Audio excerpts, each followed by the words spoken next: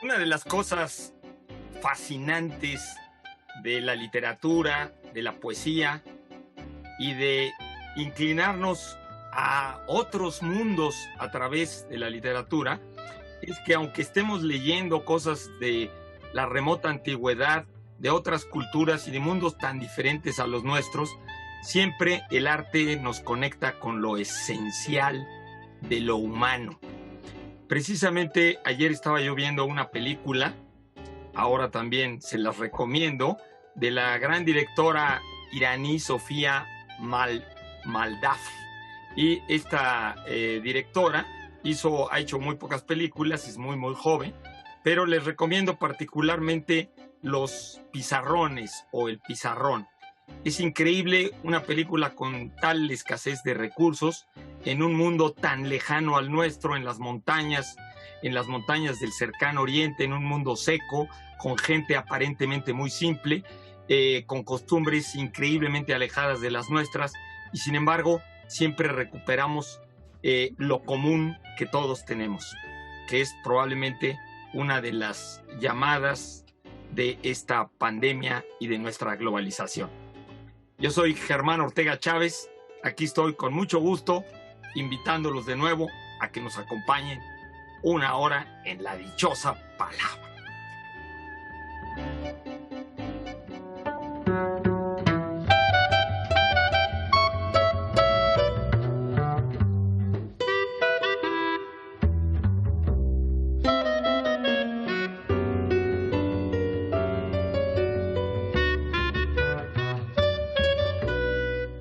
Yo quiero mucho a un poeta español que se llama Félix Grande, no por grande, sino por Félix.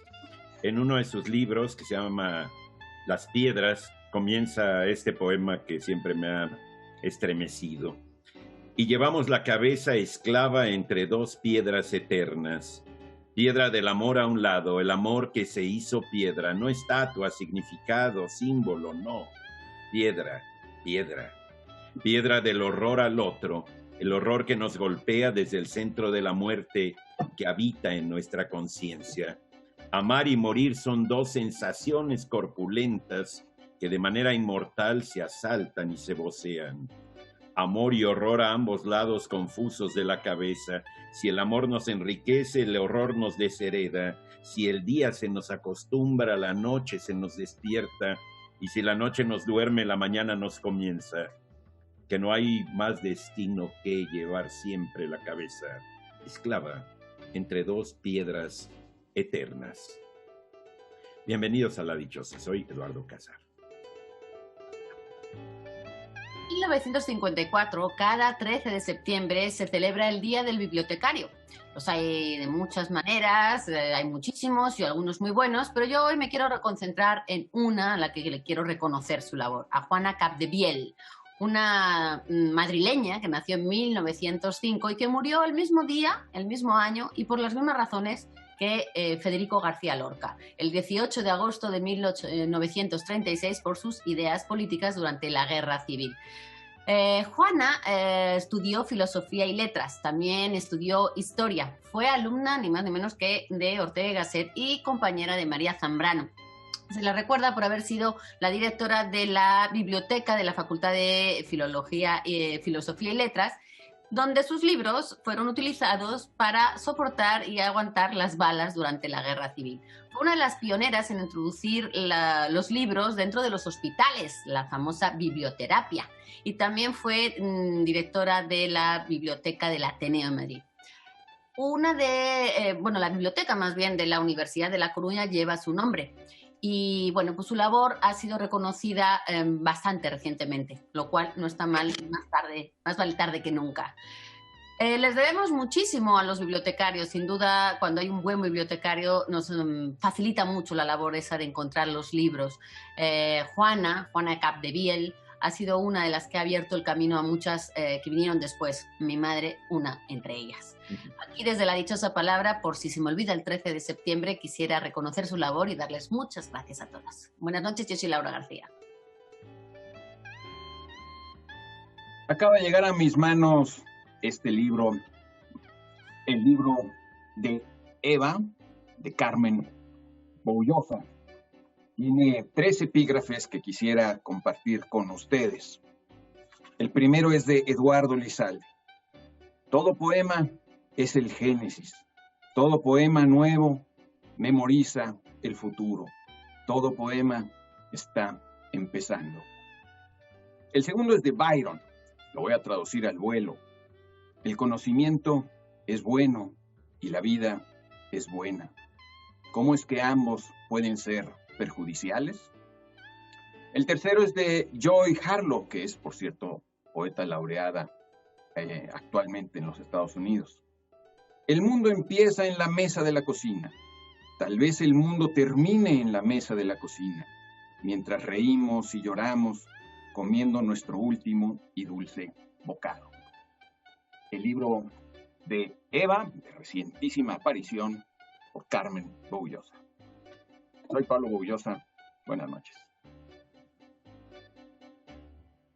Muy bien, pues desde temprano, como es costumbre, tenemos para ustedes la dichosa pregunta.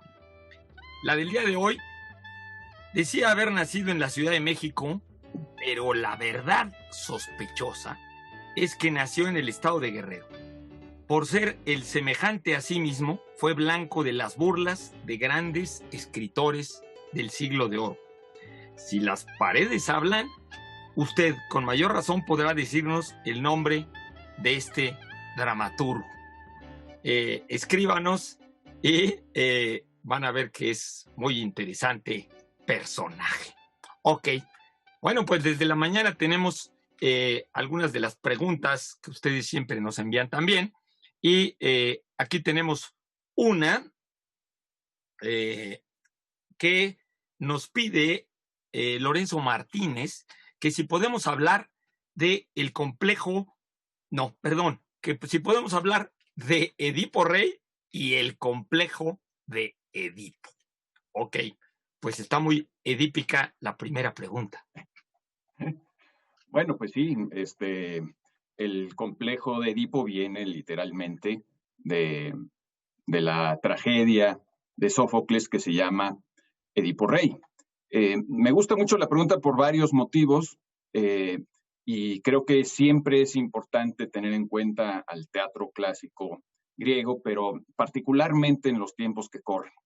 Primero, creo que porque una lección general de las tragedias griegas es que las cosas nunca son sencillas, nunca son fácilmente divisibles entre buenos y malos, entre inocentes y culpables, entre puros e impuros. Realmente, el teatro clásico griego lo que nos muestra es que siempre los asuntos humanos son muy complejos y que la vida se parece más a una tragedia que a un melodrama en el que realmente la gente sea muy, muy buena o muy, muy mala.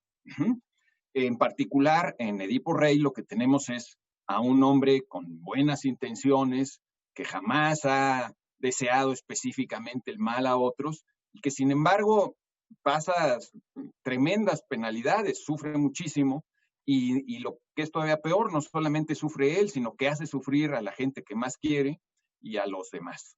Y la vida a veces es así, a veces creo que no basta con buenas intenciones, y particularmente en una época de tanta polarización moral como la nuestra, creo que es muy importante tener en cuenta este tipo de literatura. Por otro lado, es muy actual porque durante la pandemia que estamos viviendo, pues muchos han recordado, y con justa razón, libros como el de Cameron de Boccaccio, o La peste de Camus, o El diario de la peste de Daniel Defoe, pero creo que han sido menos los que han recordado Edipo Rey. Y Edipo Rey transcurre también durante una epidemia. Y el propio Sófocles, el autor, vivió en los años de una plaga o peste de Atenas muy famosa, si no recuerdo, creo que fue en el 430 a.C., si no recuerdo mal la fecha, que además está espléndidamente descrita con detalles espeluznantes en la guerra del Peloponeso de Tucídides, y gracias a esa descripción hoy muchos creen que esa plaga de Atenas en realidad fue la viruela, y la viruela en comparación con el COVID, pues el COVID es juego de niños, la viruela tenía un índice de letalidad del 30%, y según muchos especialistas, en los últimos 100 años de su existencia, porque es la única enfermedad que hemos logrado realmente erradicar, o una de las pocas que hemos logrado erradicar, la viruela mató a 500 millones de personas en 100 años. Es una cantidad increíblemente alta de muertes. Entonces, por estos motivos también vale la pena recordar al Edipo Rey. Más allá de cómo situemos el teatro en su contexto, que era un contexto pues más bien religioso, como todo en la vida en aquella época en Atenas, o en el imperio ateniense, y de todas las cosas que conocemos y que vale la pena conocer antes de agarrar un libro como Edipo Rey, aun si uno se olvida de todo ese contexto, digamos, social, religioso, cultural, es un libro muy interesante que básicamente podría haber sido llamado la anagnórisis de Edipo, porque se trata exclusivamente del momento en el que a Edipo le debe caer el 20 de quién es él auténticamente. Eso es una anagnórisis, el reconocimiento de quién es uno mismo. Y Edipo no lo sabía. Entonces, a través de diálogos vamos entendiendo que Edipo creía que sus padres eran Pólibo y Mérope de Corinto, y en realidad él, con buenas intenciones, al querer huir del destino que le ha dicho el oráculo, que va a acabar uniéndose a su madre y matando a su padre, él huye de Corinto para que eso no se haga realidad, y lo único que hace es precipitar los acontecimientos que van a llevar a que eso se haga realidad. Entonces es muy dramático y muy doloroso. La escena además no nos la muestra, aunque todo transcurre en tiempo real, tenemos esos conocimientos del pasado gracias a noticias de un mensajero, de un sirviente, del propio Edipo y de Yocasta. Lo más dramático ocurre al final, y eso nos lo cuentan, eso no se ve en escena, pero es también muy interesante porque uno se imagina lo que pudo haber ocurrido al interior del palacio, y es tremendo lo que ocurre. Muy recomendable, muy dolorosa. Por cierto, dicen que Sófocles era un hombre increíblemente feliz y que se la pasaba muy bien, que era muy jovial, y a pesar de eso es el autor de estas tragedias tremendas. Se dice que escribió 200 obras, de las cuales creo que sobrevivían, podemos leer 8. En general tenemos 32 tragedias de un cuerpo de aproximadamente 4,000 obras de teatro que se escribieron en esos 2 siglos del auge del teatro ateniense, lo cual es pues milagroso que tengamos todavía estas piezas y que sigamos leyéndolas, como decía Germán en su introducción, que sigamos conectándonos con esas cosas que vienen tan lejos y que sigan arrojándonos lecciones tan importantes. En cuanto al complejo de Edipo, ya hablé mucho, no quiero decir nada más que estas 2 cosas. Literalmente en el Edipo Rey, Yocasta le dice a Edipo, porque Edipo dice, es que el oráculo dice que me voy a acostar con mi madre, y ella todavía trata de tranquilizarlo diciéndole, no hombre, ni te preocupes, son muchísimos los hombres que sueñan que se acuestan o que se casan con sus mamás, tú no te preocupes, ¿no? Y por cierto también hay otra referencia en la República de Platón a este hecho, donde Platón dice que tenemos deseos salvajes, deseos incivilizados, donde cometemos todo tipo de atrocidades sin límites en sueños, y entre esas atrocidades está la de acostarnos con nuestras mamás, así tal cual lo dice Sócrates en la República de Platón. Sobre la veracidad psicológica del Edipo, del complejo de Edipo, pues no quisiera yo decir nada en este momento, creo que ya hablé demasiado. Además. Lo que es complejo es que es una lectura bastante exigente, porque bueno, el vocabulario, la estructura, tienes que estar como muy atento a esa lectura, y es una lectura que en la escuela se ha siempre pedido leer a unas edades muy tempranas, lo cual, si no tienes una buena guía y no tienes quien te vaya explicando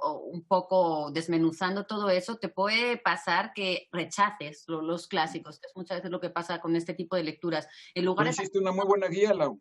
Y por eso quería yo justamente recomendar, en la colección de SM de los clásicos, hay una serie de anotaciones, de comentarios y a veces de explicaciones. Hay mucha gente que le choca que le expliquen las cosas porque dicen que les distrae de repente en el meollo, que habría que entrarle con todo. El texto está tal cual, pero lo que sí hace es un poco explicarte ciertas connotaciones que hay de la historia, de la época, de por qué se dice así, por qué los coros, por qué el oráculo, todo esto. Yo efectivamente hice la de Edipo Rey y está padre que te puedan un poco ir explicando si uno quiere, si uno no quiere, pues echa el texto y ya, pero un poco para sacarle todo ese jugo del que tú hablas, porque si uno no tiene esta lectura un poco entrenada, muchas de esas cosas se te pueden pasar por alto. Entonces, o tienes a alguien al lado que te lo puede explicar, o sí acudir a los libros y a los maestros que te pueden echar la mano, porque a mi modo de ver está muy bien darle los clásicos a los chavos, porque creo que es mucha enseñanza por toda la vigencia que tienen, pero son lecturas que a ciertas edades pueden resultar un poco complicadas. Entonces, para no rechazarlas, mejor saber.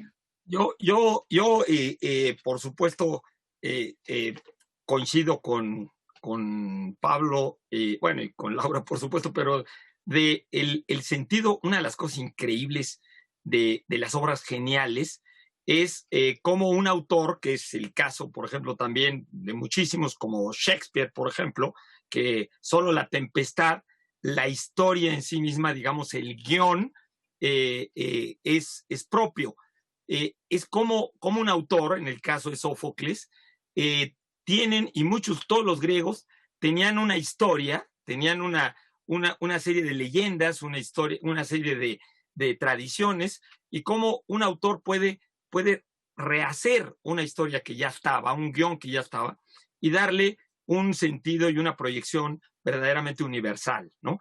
Por supuesto, ahí en Edipo, pues encontramos algo que encontramos en la literatura china, en la literatura india, en dichos japoneses, ¿no? De cómo el destino te alcanza, ¿no? Que a veces quieres eludir el destino y el destino te alcanza, ¿no? Y la universalidad de una obra como esa, que incluso hablando de esos, supe que en Japón hace unos años fue un éxito tremendo, una readaptación, ¿no? De Edipo, que igual, hablando de cine, tantas obras cinematográficas o tantas obras de teatro han sido adaptadas a otras culturas, como, por ejemplo, obras de Shakespeare por Akira Kurosawa, ¿no? Y que, sin embargo, casan bien y la gente toma el sentido de esa obra independientemente de la época, independientemente del lenguaje propio que hablaba esa obra, ¿no? En el caso de Edipo, pues nada más, hablando del complejo de Edipo, los estudiosos como Robert Graves, pues lo que dicen es que la historia de Edipo, que ya estaba, es en parte una confusión mitológica, ¿no? Una confusión mitológica que tiene que ver con que antiguamente las reinas, por ejemplo, el caso de Yocasta, que quiere decir luna brillante, ¿no? Edipo quiere decir el pie hinchado, Layo, su papá, quiere decir rey, y que originalmente la historia tal vez haya sido simplemente un mito deformado de antiguas reinas, ¿no? Que empezaron a ser desplazadas por sus maridos, ¿no? Entonces, que independientemente del contexto, cómo un autor puede verdaderamente universalizar una historia particular, una historia tradicional de costumbres de su pueblo. Bueno, nuestra dichosa palabra del día de hoy. Ok. A ver, recipiente refractario que se usa para fundir metales, como por ejemplo el plomo en las linotipias. Situación o circunstancia que sirve para desarrollar talentos o unir personas o grupos humanos diversos. Palabra de origen catalán.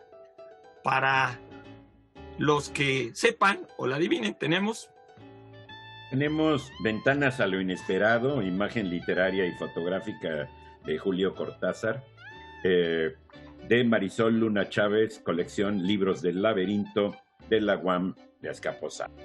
También tenemos los números 4 y 5 de esta colección que les hemos venido también pues regalando y presentando aquí en La Dichosa Palabra de Vindictas, una publicación de la Dirección de Publicaciones y Fomento Editorial de la UNAM. En este caso es La Cripta del Espejo, de Marcela del Río Reyes, con prólogo de Lola Horner, y En Estado de la Memoria, de Tununa Mercado, con prólogo de Nora de la Cruz. En este caso son, Marcela del Río, que fue agregada cultural en Checoslovaquia. A partir de esa experiencia fue que escribió este libro. Y en el caso de Tununa Mercado, que es argentina, pues habla un poco del exilio, de la perspectiva del exilio vista con el tiempo y con la distancia. Ella estuvo varios años viviendo en México y escribió todo esto. Entonces, bastante interesante toda esta colección de rescate de esos libros olvidados en bodegas de la UNAM.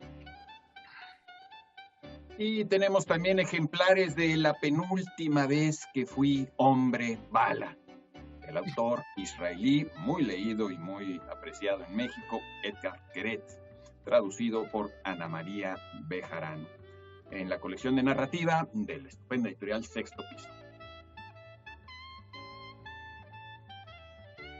Bueno, pues tenemos que irnos a un corte, pero rápidamente estaremos con ustedes.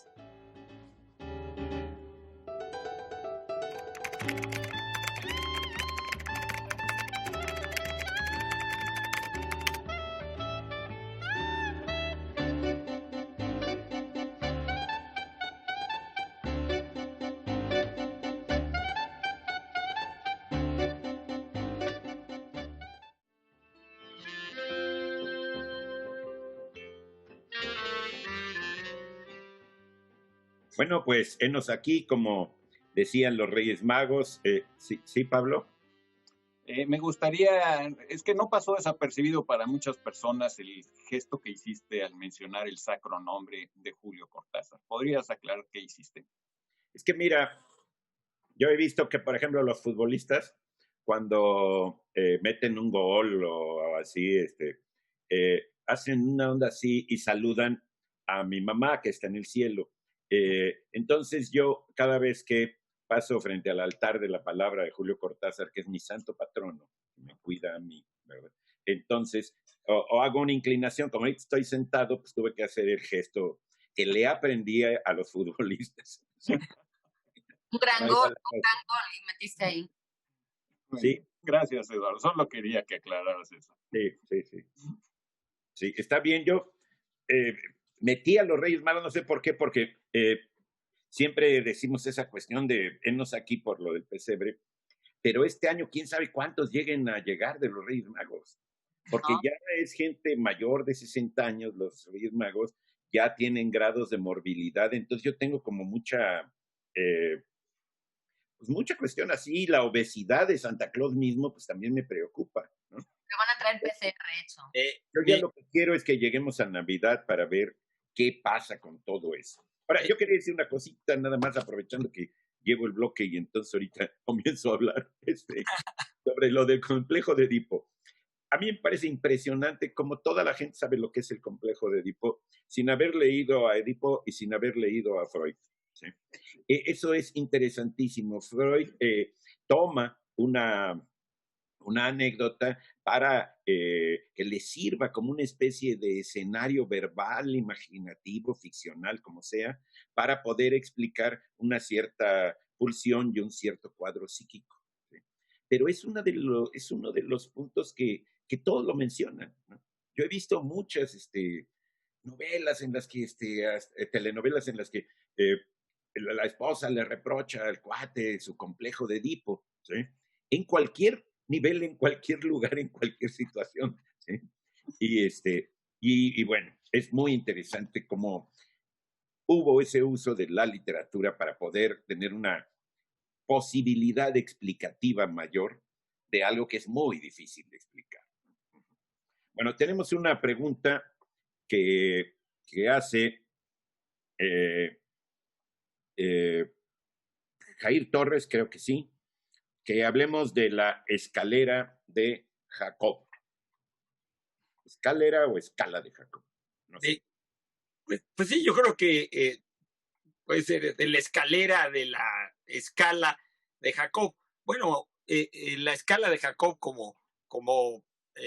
tal vez como dice Eduardo, todo aquel que haya pasado por alguna clase de catecismo o de iconografía pictórica de la pintura europea, pues habrá oído necesariamente de la escala de Jacobo en el arte religioso occidental. Pues en muchísimas iglesias y todo aparece la escala de Jacob, que es un pasaje muy famoso, sobre todo en el imaginario, diríamos, simbólico.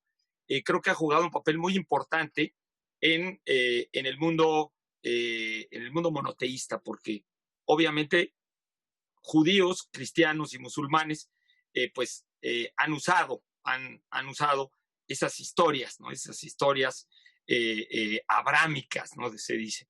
Bueno, Jacob es el hijo de Isaac, el nieto de Abraham en la Biblia.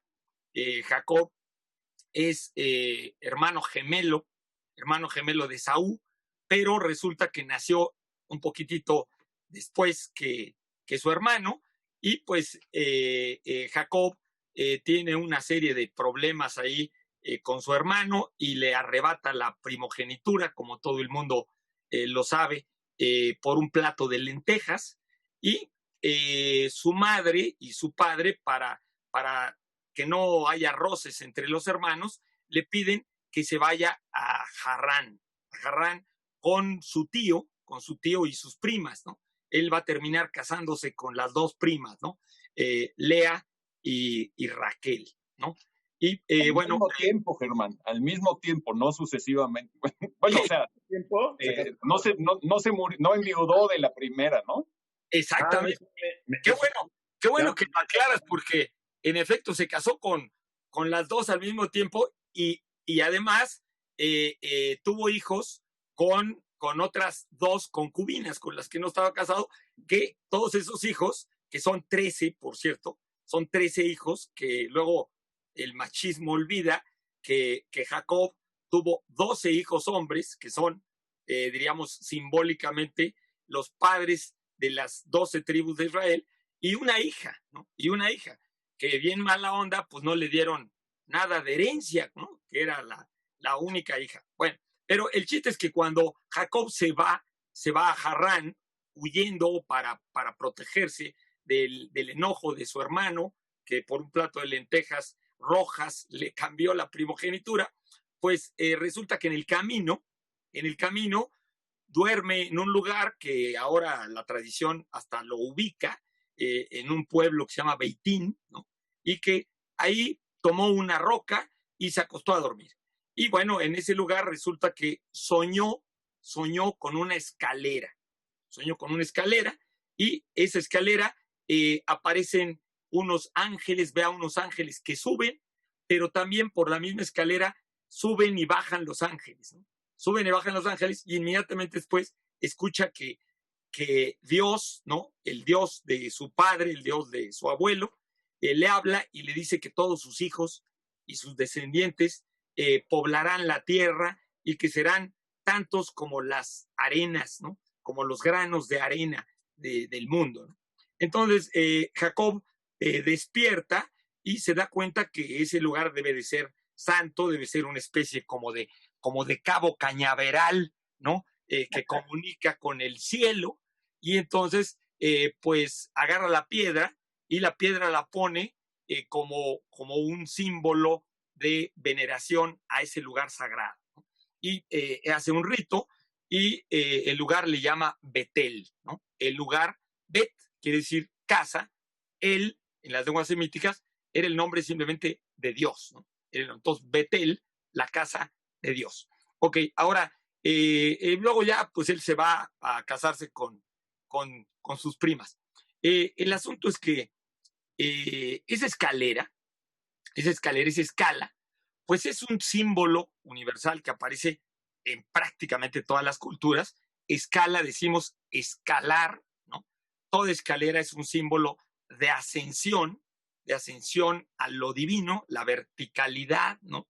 Es cualitativa, ¿no? La horizontalidad es cuantitativa, cualitativa y cuantitativa, ¿no? Entonces, la escalera, pues lo que quiere decir es una comunicación con lo superior. Pero también el hecho de ser una escalera habla de gradaciones, ¿no? De gradaciones de nivel, ¿no? Que el ascenso en la mejoría humana, en la evolución, en ser mejores humanos y en subir a la calidad, a lo espiritual, pues es una escalera con grados, pero a la vez la escalera también sirve para que lo divino descienda hacia nosotros, ¿no? Entonces, escaleras hay prácticamente en todas las culturas. En la India, por supuesto, hay escaleras. Los egipcios tenían una escalera, que era la escalera de Osiris y de Ra. Los mitraístas, en los símbolos del mitraísmo, en la época en que el cristianismo competía con otras religiones en el Imperio Romano, los mitraístas tenían una escalera de 7 peldaños, que esto de 7 peldaños, pues tiene que ver con los colores del arco iris, que también es una especie de escalera, y que tiene que ver con las 7 notas, los 7 días de la semana, los 7 planetas, ¿no? Y que hablan, por ejemplo, en la Divina Comedia o en las vidas de Mahoma, de los niveles del cielo, ¿no? De la ascensión espiritual. El budismo tiene también una escalera, por supuesto, el shintoísmo, la religión taoísta, todas tienen escaleras, y el chamanismo primitivo tenía cuerdas también, o escaleras, ¿no? Entonces, la cuerda, la escalera, el árbol, pues todos tienen que ver con este sentido de ascensión, ¿no? De hecho, la palabra escalera en griego se dice clímax, ¿no? Hay un santo. La parte de hasta arriba de la escalera. Exacto, o sea, llegar a la escalera, por eso se llama San Juan Clímaco, ¿no? Llegar al clímax es subir, ¿no? Entonces, esto de la escalera ascendiente, pues lo vamos a encontrar con un paralelismo en las moradas del camino, el ascenso al Monte Carmelo, en las moradas en el Templo Mayor, en la ascensión al Templo Mayor. Exacto. A mí me gustaría decir algo, Germán, muy brevemente sobre esa hija de Jacob, porque me parece que es una historia fascinante y me parece que contextualiza también pues toda esa altísima moralidad que estaba alcanzando el pueblo judío. Por ejemplo, esta hija se llamaba Dina. Un día Dina fue a visitar a un primo, a un pueblo vecino, la violó el hijo de un jefe del pueblo vecino, y después de que la violó, vino el jefe a decirle a Jacob y a sus hermanos, oigan, vamos a casar a mi hijo con tu hija, pues porque ya la violó, ¿no? Y los hermanos de Jacob le dicen, sí, bueno, pero bajo una condición, nosotros somos judíos y somos muy estrictos en nuestras costumbres, necesitamos que se hagan la circuncisión y tienen que hacérsela todos los habitantes de tu pueblo. Entonces, estos señores, para mantener la paz con los judíos, dicen, bueno, pues nos hacemos la circuncisión, se hacen todos la circuncisión al mismo tiempo, y cuando están en el lecho del dolor, todos los adultos, porque eso debe doler muchísimo. No, y sobre todo al mismo tiempo. Sobre todo al mismo tiempo. Y todos al mismo tiempo. Entonces, todos estaban sufriendo el dolor. Llegan los hermanos de Jacob y arrasan y matan a todos los hombres del pueblo, para que veamos qué ascenso de moralidad estaban alcanzando, qué altura de moralidad increíble estaban alcanzando en aquel momento los judíos. Matan a todos y secuestran a todas las mujeres. Esta es la historia de Dina, que me parece a mí no muy edificante. Son muy buenas historias. A mí siempre me ha gustado mucho eso. Por eso tuvo tantas ondas Jacob y las esposas y las primas. Sí. Eso es muy mexicano también. Y es curioso, lo que pasa es que eran tan poquitos en esa época que no tenían ni apellido. Jacob, por ejemplo, yo he leído varias Biblias y nunca dicen el apellido, ¿no? Es Jacob y no es Jacob Muñoz, no es Jacob González. Es nada más Jacob, hijo de Abraham. Es que en esa época no había, ya no digamos código postal, apellidos, cara, qué barbaridad. Ese es el que luego se va a llamar Israel. Exacto, se va a llamar, no, claro, por supuesto, Jacob se va a llamar Israel, pero lo interesante. Voy a la dichosa, perdón. Ok, vamos a la dichosa y si quieren luego comentamos. Sí. Oye, y también nos debes una onda de los mitraístas, Germán. Voy a escribir para que nos digas, porque ahorita que salieron los mitraístas, que dijiste, yo dije, caray, apunté luego, yo quiero conocer eso. Bueno, nuestra dichosa palabra que buscamos responde a la explicación definitoria o aproximativa que decimos a continuación. Recipiente refractario que se usa para fundir metales, como por ejemplo el plomo en las linotipias. Pero también es situación o circunstancia que sirve para desarrollar talentos o unir personas o grupos humanos diversos. Es una palabra, con esto sí le van a atinar facilísimo, de origen catalán. ¿Tenemos, Laura? Tenemos un libro que yo, de las razones que tengo para volver a México con muchas ganas, es para poder conseguir este libro y poderlo leer. De nuestra querida Almadelia Murillo, que entre otras cosas es una gran tuitera. Tenemos Cuentos de Maldad y uno que otro maldito que publica Alfaguara de Penguin Random House. Son 20 cuentos en donde aparecen vendedores de tamales, niños violadas, ministros con excesos, en fin, hay de todo un poco. Y miren nada más, les digo que yo todavía no lo he leído, pero los títulos tienen como de todo, como Lady Gargajo, El dedo de Dior, El amor es eterno mientras duele. Léanlo, y si lo han leído ya, coméntenmelo por favor en redes, porque tengo muchas ganas de hacerme con él. Muy bien, y también tenemos ejemplares de El mundo y otros lugares, de Janet Winterson, con la traducción de Alejandro Palomas. Es una cortesía de uno de mis lugares favoritos de la Ciudad de México, de esos lugares que tenemos que apoyar para que sigan prosperando. Me refiero a la cafebrería El Péndulo. Bueno, pues también tenemos para ustedes este libro que realmente se antoja, sobre todo el autor es uno de mis favoritos para esos mundos, el gran Carlos García Gual, en una colección Turner Noema, de Turner Publicaciones, Audacias femeninas, mujeres del mundo antiguo. Ahora que han salido las mujeres a relucir, que yo hablaba de la gran directora Samira Baf, perdón, lo pronuncié mal, y ahorita que estábamos hablando de Dina, yo nada más iba a comentar que Eduardo, lo que pasa, Pablo, que hablaba de la evolución espiritual, es que todavía no habían subido a la escalera de Jacob, o sea, no habían subido ni al primer peldaño, apenas se les había... De quien habla García Gual en ese libro, muy bien, es de Antígona, por cierto, también de Sófocles, la otra gran tragedia de Sófocles, ¿no? Y sí, es un estudioso fabuloso del mundo antiguo.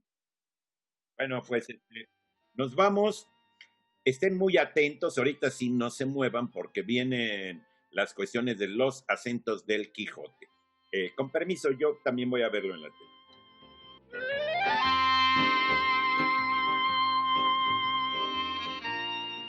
안녕하세요. Mi nombre es Yesol. Es un fragmento de Don Quijote de la Mancha en coreano. 그 이름은 기억하고 싶지 않지만 그리 오래지 않은 일로서 라만차의 어느 마을에 청꽃에 꽂힌 창, 낡은 방패, 여윈말, 그리고 날쌘 사냥개를 가지고 있는 전형적인 한 귀족이 살고 있었다. 그는 낮에는 양고기보다 쇠고기를 더 많이 넣어서 끓인 스튜, 저녁에는 잘게 썬 고기 요리, 토요일에는 소금에 절인 돼지고기와 달걀, 금요일에는 제비콩을, 일요일이면 새끼 비둘기 요리를 곁들여 먹느라고 그의 수입의 4분의 3을 지출했다. 자, 한국의 아름다운 도시 서울에서 우리 우나 디초사 팔라브라 시청자분들 그리고 관계자분들께 인사드립니다. 감사합니다. 안녕히 계세요. 차오.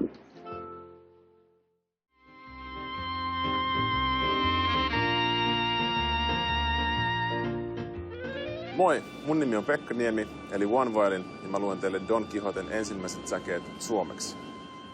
Eräässä La Manchan maakunnan kylässä, jonka nimeä en tässä viitsi turhaan mainita, asui jonkin aikaa sitten alimpaan aatelistoon kuuluva miekkonen, jolla oli eteisen ovella loiva peitsi, vanhanaikainen nahkakilpi sekä hevosen luuska ja vinttikoira. 3/4 hänen ansioistaan vei ruoka, lihahöystö, jossa oli enemmän nautaa kuin lammasta, useimpina päivinä pelkkää sylttyä, perjantaisin linssipapuja, lauantaisin näön vuoksi pekonimunakasta ja joskus sunnuntain kunniaksi kyyhkypaistia. Helsingistä terveiset Meksikoon ja la dichosa palabra. Viva Mexico! A México. Ahí tienen el finés, ese idioma oficial en Finlandia, donde también es oficial el sueco. El finés, que muchos conocen como el finlandés, y las dos maneras de referirse a este idioma son correctas, lo hablan poquito más de 5 millones de personas. Así que muchísimas gracias por ese acento quijotesco desde allá. Y bueno, nosotros aquí seguimos con dos cosas que yo quiero decir. Una, que aprovechando la tecnología y que estamos en estos formatos raros, pues he buscado una foto de Juana Capdeviel, de quien yo hablaba al principio, y ahí se la muestro nada más para que vean a la señora bibliotecaria y bueno, la tengan ahí en su memoria. Y otra es decirles que esta semana estamos aquí hablando mucho de las librerías y de las editoriales que están pasando malos tiempos con el COVID, digo, casi todos. Pero también los festivales y las ferias del libro están viéndose muy afectadas. Esta semana tendría que darse lugar el High Festival, donde la dichosa palabra ha estado en muchas de sus ediciones, en Querétaro desde hace varios años, y en esta ocasión del 2 al 7 de septiembre va a estar en su formato virtual. ¿Cuál es la buena noticia? Que lo van a subir todo y va a estar todo puesto en la página del highfestival.com, y que ustedes se pueden registrar e inscribir en cualquiera de esas actividades, porque van a estar Ida Vitale, Salman Rushdie, Siri Husbeth, Paul Auster, Malala, va a estar Irene Vallejo, que está muy de moda últimamente con El infinito en un junco, un libro del que vamos a tener que hablar en algún momento en este programa porque es un verdadero hit, la historia del libro. Y bueno, personajes de toda índole del pensamiento y de la literatura, y ustedes pueden seguirlo gratuitamente y por internet. Así que échenle un ojo a esa página, regístrense porque tiene muy buena pinta. Ahí va a estar, por cierto, también, aparte de premios Nobel como Mario Vargas Llosa y Olga Tokarczuk, va a estar Carmen Bulloso. Así que no se lo pierdan porque va a estar re bueno. Nosotros aquí seguimos con más de las preguntas que han llegado. Esta nos llega de Luis Héctor Valdez. Nos pide que hablemos sobre el sueño de Sor Juana, porque ya está bien de conflictos familiares que entre el Edipo, el rey Yocasta y Jacobo y el primogénito necesitamos cambiar un poco de tercio con estos conflictos familiares. Eduardo, ¿te animas a hablar de...?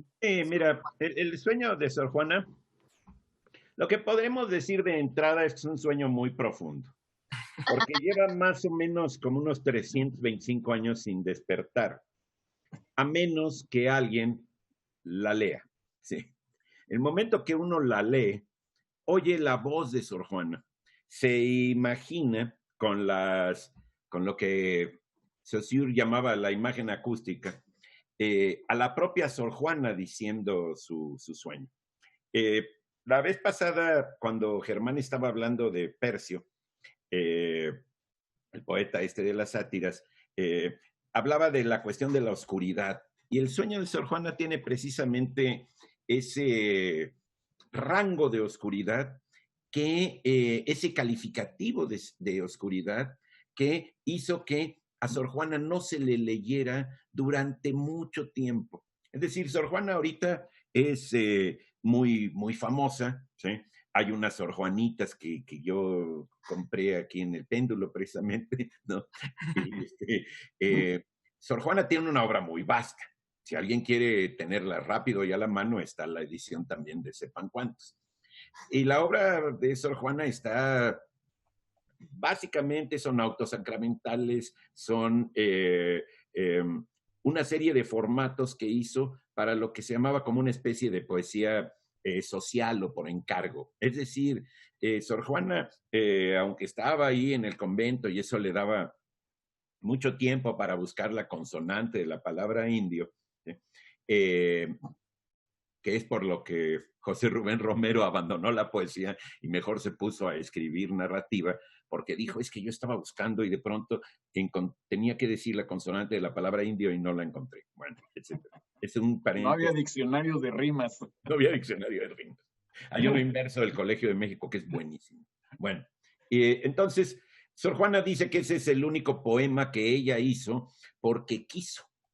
Eso es impresionante, porque lo que pasa es que Sor Juana era una mente con una cantidad de circunvoluciones y de áreas de broca y de cosas que seguramente no se han vuelto a dar, ¿sí? Porque tenía una enorme inventiva, una respiración intelectual verdaderamente poderosa, y entonces dice, bueno, voy a imitar a Góngora. Góngora, ¿qué es Góngora? Góngora es el barroco, y el barroco complicado. Los juegos de palabras, los juegos de conceptos, todo muy amarrado. Tan es así que las soledades de Góngora, a las que alude Sor Juana cuando escribe El sueño y dice, bueno, estoy imitando a Góngora, han tenido que ser prosificadas, como es el caso también con Sor Juana. Afortunadamente, nuestra UNAM tiene esta edición, que es la edición de El sueño de Sor Juana, que viene el poema y viene junto la prosificación. La prosificación no se alcanza a ver, bueno, no le hace. ¿La hizo Méndez Plancarte o quién hizo esa prosificación? Hizo Alfonso Méndez Plancarte. Y ya no está en la nueva edición de las obras del fondo. Creo que la eliminó Antonio Alatorre, lamentablemente. Creo. Ahí sí. Eso yo no me lo sé. Porque Antonio Alatorre tenía la idea de que el chiste era, por eso si lo eliminó fue por eso. Decía, hay que leerla más atentamente. No se ayuden, ¿sí? Yo sí pienso que se pueden ayudar de todas las... Si Jacob se ayudaba de una escalera para la onda de Los Ángeles y la Tierra, pues entonces, ¿por qué no se puede uno ayudar de una prosificación? Y es que hay muchos pasajes que realmente son pasajes muy oscuros. Hay que ir a diccionarios, hay que recomponer la sintaxis. Por lo general, el poema barroco, y así es El sueño de Sor Juana, tiene ese tipo de cosas, ¿no? Es un poema de largo aliento, es un poema muy largo. No sé cuántos versos tenga, pero por ahí lo pueden buscar. Está hecho en un formato que se llama silva, que es una combinación de metros, heptasílabos y endecasílabos por lo general, pero todos revueltos, es decir, no tiene forma estrófica ni nada, tiene una libertad parecida a la de la selva. Es también el formato en el que está escrito Muerte sin fin.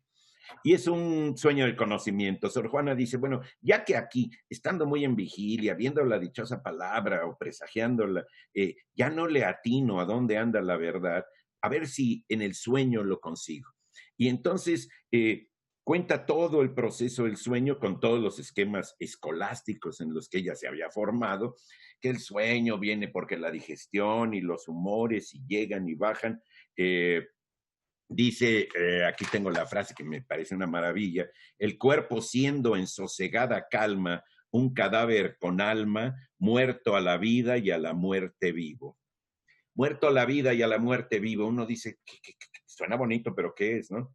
Muerto a la vida, es decir, cuando uno está dormido, está muerto para la vida porque está en reposo, y a la muerte vivo, es decir, pero no está tan muerto que no esté vivo, ¿sí? Pero ese puro verso es de una complicadera que sí, si uno se ayuda de Méndez Plancarte, si uno se ayuda de Dámaso Alonso o Amado Alonso, siempre los confundo a los dos, amados Alonsos de la filología española, entonces uno transita mejor por el poema. Si quieren despertar a Sor Juana de su sueño, en vez de darle un codazo porque no la tenemos al alcance de la mano, pónganse a leerla y eso va a ser una maravilla. A mí me gustaría decir algo muy breve, no, olvídalo, creo que ya no tenemos tiempo. Ahora ya empezaste, Pablo. Sí, ya empezaste. Ya. Bueno, la interpretación del poema ha sido muy disputada. Alatorre corregía Paz, etcétera. El propio Paz cree que es una especie de pasión por el saber lo que está describiendo Sor Juana en El sueño, y hace un paralelismo interesante, creo yo, entre la respuesta a Sor Filatea y el propio sueño. Y dice que ambos tienen el mismo tema, que es el deseo de conocer, y ambos fracasan. El sueño termina donde Sor Juana quiere seguir y no puede, y despierta, pero despierta en el fracaso. Y la vida misma de Sor Juana, no solo la respuesta, pues esa es la historia de quiso conocer y la realidad la castró, ¿no? Yo ahí, eso me gusta mucho por algo, una idea que hay. No fracasa porque hace el poema. Sí. Es decir, el conocimiento es inaccesible por completo, para llegar a un conocimiento completo, verdadero, porque entonces ya sería inamovible. Lo que es impresionante es que adelantándose a Freud y a todo eso, dice, a lo mejor en el sueño también hay claves. Sí, sí, sí. Pero ¿qué es lo que sí construye un texto literario? Sí, sí, Con sí. esta sensación que nos provoca. Es decir, no fracasa, No, sino que no, llega hasta los límites que puede llegar con las claro. intuiciones poéticas. Bueno, Ya quisiera uno fracasar como Sor Juana. fracasar como Sor Juana. Entre los líos familiares y ahora los sueños y sus interpretaciones, esto se ha vuelto ya la hora de la terapia, Sanatinas. Para que ustedes sigan leyendo y sigan fracasando en sus letras y en sus lecturas, les tenemos una dichosa palabra que está escondida detrás de la siguiente definición. Recipiente refractario que se usa para fundir metales, como por ejemplo el plomo en las lignotipías. También se le dice así a la situación o circunstancia que sirve para desarrollar talentos o unir personas o grupos humanos diversos. Es una palabra de origen catalán. Y tenemos últimos libros del día de hoy.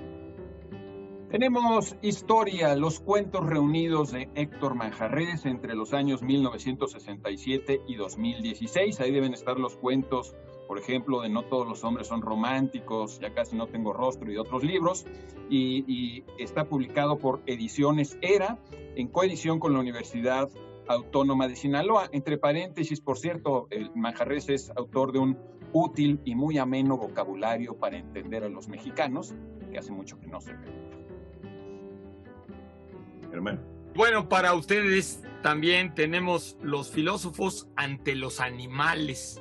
Ya el título es bastante sugerente. Los coordinadores, Leticia Flores Farfán y Jorge Linares Salgado. Ok. Es una coedición de la UNAM y de Almadía para ustedes. Cortesía de Almadía, por supuesto. Bueno, yo quiero añadir una cosa con este libro, un ángulo de la filosofía actual y la coordinación de dos grandes filósofos de mi facultad, Leticia Flores y Jorge Linares, que bueno, es el director de la facultad. ¿Qué es lo que llaman la cuestión de la bioética, la relación con los animales? Es verdaderamente todo un mundo que se ha abierto en la filosofía. Bueno, ahora, a mí lo que me toca regalar es de Alejandro González Félix, él, de Trilce Ediciones. Aquí lo pueden ver. Vean que bien se ve él. Bueno, no se ve completo él, pero se ve él. Y ese músculo es de él. Sí, es cierto. Y también tenemos Eros una vez y otra vez, de nuestra apreciada, apreciable y apreciante amiga Julia Santibáñez. Es un texto de textofilia, tiene una solapa de acá de Blanca Luz Pulido y un prologuito de aquí su servidor, que cuando lo leí dije, ¡ay, qué interesante está este prologuito! Y luego ya hasta leí el libro y ya hasta leí todo. Entonces me da mucho gusto que lo tengamos a la mano para ustedes. Bueno, ya. Adorada Julia, que mandamos muchos besos desde este programa porque sabemos que nos ve cuando puede.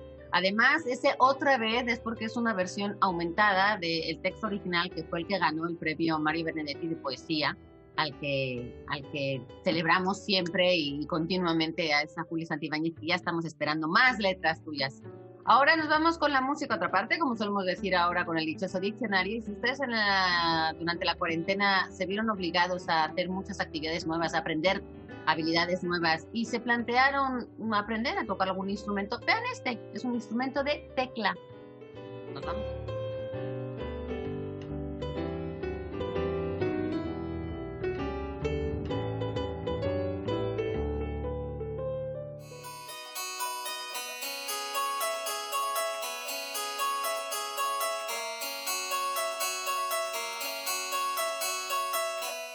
La espineta es un instrumento de cuerdas pulsadas a través de un teclado. Es de la familia del virginal.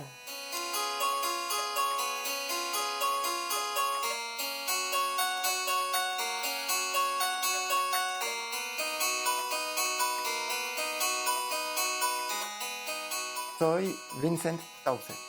Un saludo a la dichosa palabra.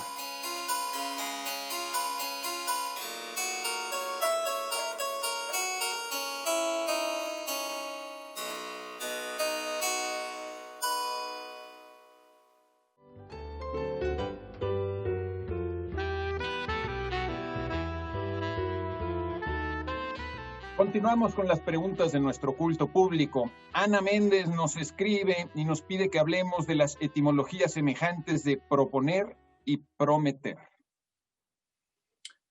Bueno, sí son semejantes y además son, en algunos casos se dan hasta sinónimos estos dos verbos, ¿no? Porque puede ser, en estos dos casos tienen el prefijo pro, que significa a favor, a la vista, adelante, y luego dos verbos. En el caso de proponer está poner, ¿no?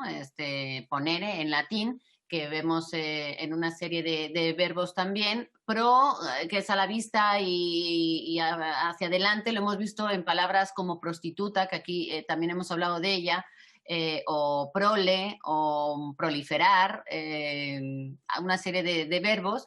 Y en el caso de prometer está mitere, que es el verbo enviar, arrojar, como en misa, misil, misión, por ejemplo, ¿no? Están todas esas. ¿Se parecen? Bueno, sí se parecen porque en prometer está esta, digamos, obligación de hacer, decir o dar, así lo pone el diccionario, hacer algo en el futuro. Es decir, se dice algo para hacer en el futuro, hacia adelante, hacia el futuro. Mientras que en el caso de proponer, lo que se hace es una manifestación, dar razones, por así decirlo, expresar razones a alguien para darle conocimiento sobre algo o para inducirle o convencerlo de algo. En este caso, la propuesta es, no, en este caso es eso, decir hacia adelante, y en el caso de prometer es, me estoy haciendo muchas bolas, prometer es obligarse. Mientras que proponer es la idea de decir hacia adelante, donde hay una idea de futuro. En la de prometer está la de decir algo antes de hacerlo, que se me estaba liando. Entonces, es una cosa de yo me estoy comprometiendo. En ninguna de las dos hay una obligación de que vaya a suceder tal cual, pero sí en las dos hay una intención, una idea de que yo quiero que suceda y voy a hacer todo lo posible. En uno de los casos hablo hacia adelante, que es la propuesta, ¿no? La proposición. Y en el caso de la promesa es yo antes de hacerlo te estoy diciendo que lo voy a hacer. Pero en los dos casos hay esta idea de decir por delante, que es un poco esa idea del prefijo pro. No sé si ha quedado muy raro, pero... No, yo creo que sí.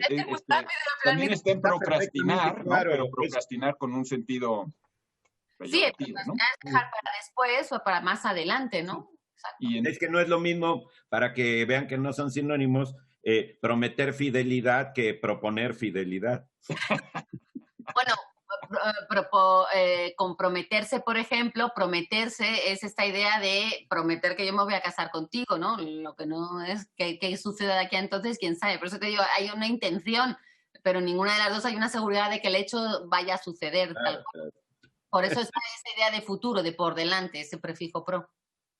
Claro, pues está también en Prometeo, ¿no? Y en Epimeteo. Bueno, vamos rápidamente a dar la respuesta de la pregunta que propusimos no propusimos. Pues sí la propusimos y la prometimos. La prometimos. No, lo que prometimos. Desde temprano en las redes, ¿no?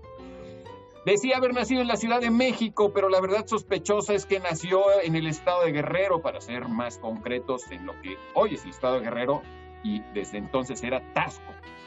Por ser el semejante a sí mismo, fue blanco de las burlas de grandes escritores del siglo de oro, quienes se burlaban de su joroba y de su baja estatura. Si las paredes hablan, usted con mayor razón podrá decirnos el nombre de este dramaturgo, Juan Ruiz de Alarcón, el grandísimo Juan Ruiz de Alarcón.